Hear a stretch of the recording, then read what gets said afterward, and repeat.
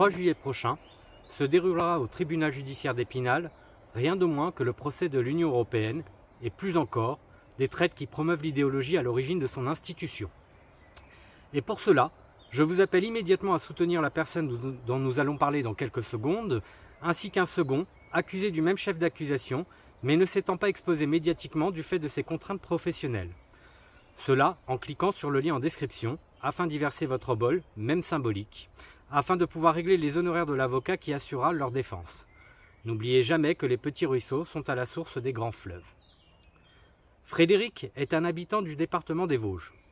Ancien de l'armée de l'air française, sapeur-pompier volontaire depuis octobre 2014, il sera soumis au jugement d'un tribunal pour avoir gravement porté atteinte au symbole de la trahison de Lisbonne, cela en recélant 59 bannières étoilées afin de les rendre à leurs propriétaires, c'est-à-dire les communes ayant fait leur acquisition, par l'intermédiaire des services de police ou de gendarmerie locaux.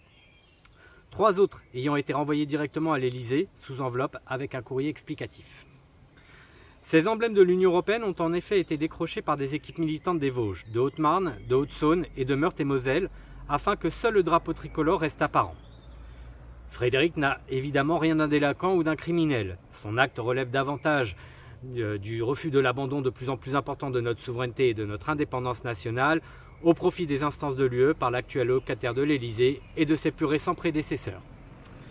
Bien entendu, personne n'imagine décrocher un drapeau européen avec pour objectif de revendre ce dernier. D'abord, les exaltés de l'Union européenne représentent un marché de niche extrêmement réduit. Plus embourgeoisé que sans dents dans sa classe sociale, le faible coût au prix du neuf d'une étoffe en nylon de quelques dizaines de centimètres carrés n'inspire nullement le besoin pour l'européiste patenté de s'approvisionner sur le marché noir du torchon européen. D'ailleurs, vous conviendrez qu'il se trouve bien peu d'européistes pour pavoiser le fronton de leur maison du symbole de leur nouvelle URSS. Pour quelle raison selon vous? Quand on prône avec des trémolos dans la voix les sacro-saintes valeurs de l'Union européenne, mais que l'on se garde bien de prévenir son voisinage de ses propres convictions, n'y a-t-il pas comme une retenue qui ne pourrait s'expliquer que par la honte? N'est-il pas en effet un positionnement honteux que de militer pour l'abolition de la souveraineté et l'indépendance nationale de son propre peuple? Dans le droit comme dans la morale populaire, n'est-ce pas cela que l'on qualifie fort justement de trahison?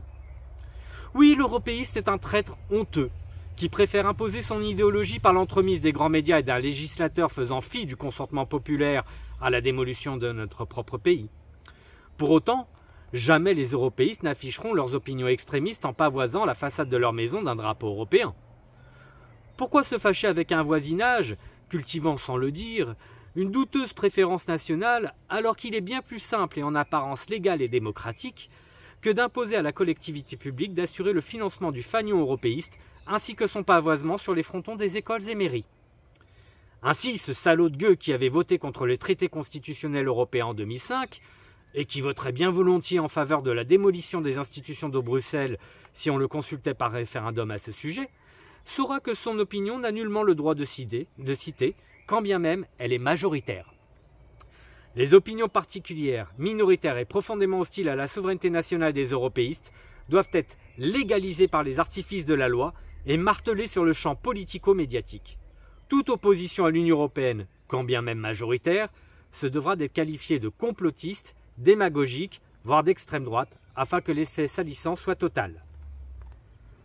Aussi, lorsque des résistants décrochaient la croix gammée de l'espace public durant l'occupation allemande, ou qu'ailleurs, d'autres décrochaient le drapeau soviétique symbolisant le mépris de la liberté des peuples à disposer d'eux-mêmes. Ce ne fut qu'à la restauration de leur indépendance nationale de leur propre pays que l'on cessa de qualifier ces gens de voleurs ou même de terroristes avant de reconnaître, enfin, la valeur de leurs gestes hautement patriotiques.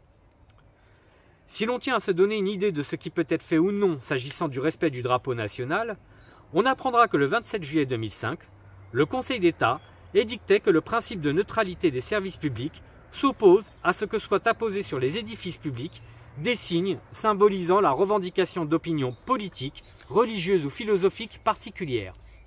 Cette décision du Conseil d'État ne fait que confirmer le principe de neutralité républicaine qui était déjà souligné dans une circulaire datant du 27 octobre 1970, laquelle était rédigée comme suit.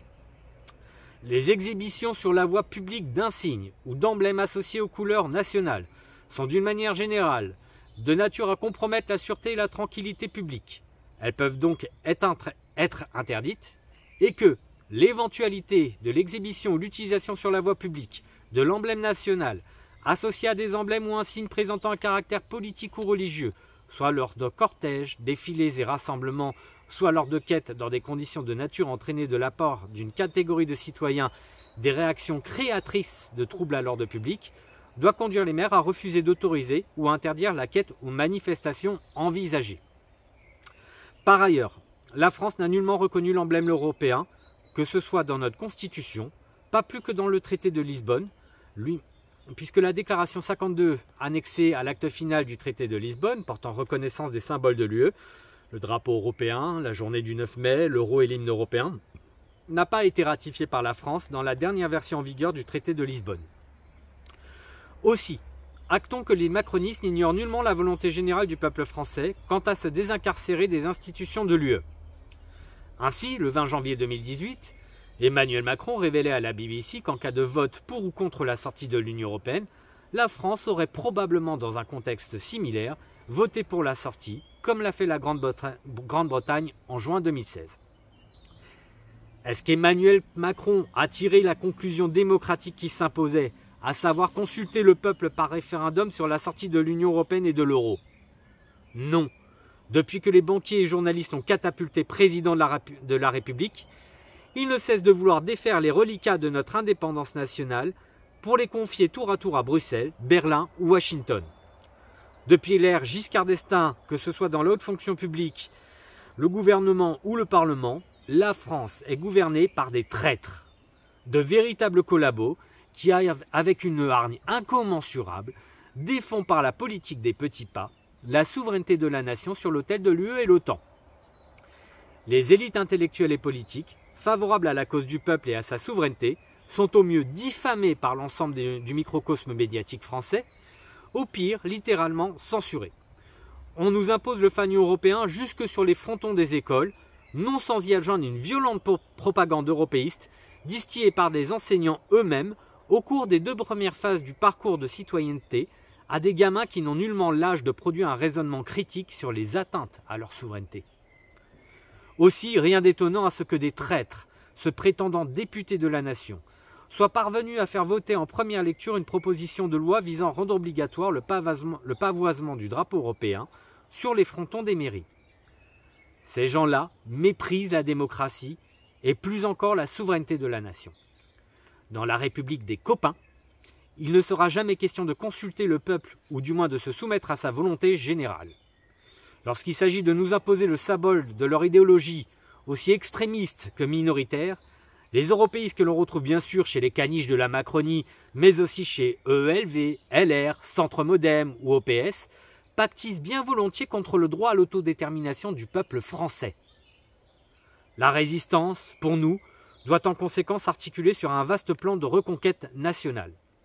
Reconquête des médias collabos en les assiégeant littéralement. Reconquête de la justice par l'institution de tribunaux populaires ouvrant les procès que la justice régulière se refuse à organiser contre les puissants. Reconquête de la monnaie en rebaptisant franc nos billets de banque avec un simple stylo, voire un coup de tampon. Reconquête du seul symbole de notre unité, de notre souveraineté et de notre indépendance nationale en décrochant les symboles européistes qui le souillent en étant pavoisés aux côtés du drapeau tricolore. Cela en les restituant en mairie, au Parlement, à l'Élysée ou encore au gouvernement. La Révolution est une œuvre qui se conduit tout azimut, avec des objectifs précis, calculés pour nuire gravement à l'adversaire, que ce soit dans son moral, sa communication et plus encore sa légitimité à nous gouverner. Un gouvernement se renverse aussi par la politique des petits pas. Et l'un d'entre eux consiste à décrocher des drapeaux européens de leur support et les restituer aux traîtres qui promeuvent l'UE contre la souveraineté du peuple français. Les décrocheurs ont évidemment une stratégie de défense à plaider sur laquelle je ne peux malheureusement pas m'étendre. Ceux qui suivent mes travaux sur la question depuis quelques années en auront une vague idée. Les autres qui s'intéresseront à cette affaire seront très surpris, celle-ci visant un angle mort du droit sur le sujet. Pour toutes ces raisons, il est essentiel de soutenir les activistes qui se battent contre Emmanuel Macron, le gouvernement et l'ensemble des acteurs qui veulent maintenir la France enfermée dans l'Union européenne. Vous pouvez décrocher des drapeaux européens de leur support et les restituer à tout politicien que vous souhaiterez. Vous pouvez aussi aider nos camarades tout aussi fauchés que la plupart d'entre nous à régler leurs honoraires d'avocat pour qu'ils se concentrent uniquement sur les arguments invoqués au tribunal. En s'exposant médiatiquement, Frédéric a eu le courage de faire ce que de très nombreux dissidents, pourtant farouchement hostiles à l'Union européenne, se refusent à faire eux-mêmes. Nous avons le devoir de porter assistance à nos camarades, ouvrant le chemin pour nous. Aussi, je vous encourage à verser un don, même symbolique de votre point de vue, sur la cagnotte dont le lien suit cette allocution. En vous remerciant pour l'attention que vous avez consacrée à cette intervention, je vous appelle à ne rien lâcher et à poursuivre le combat.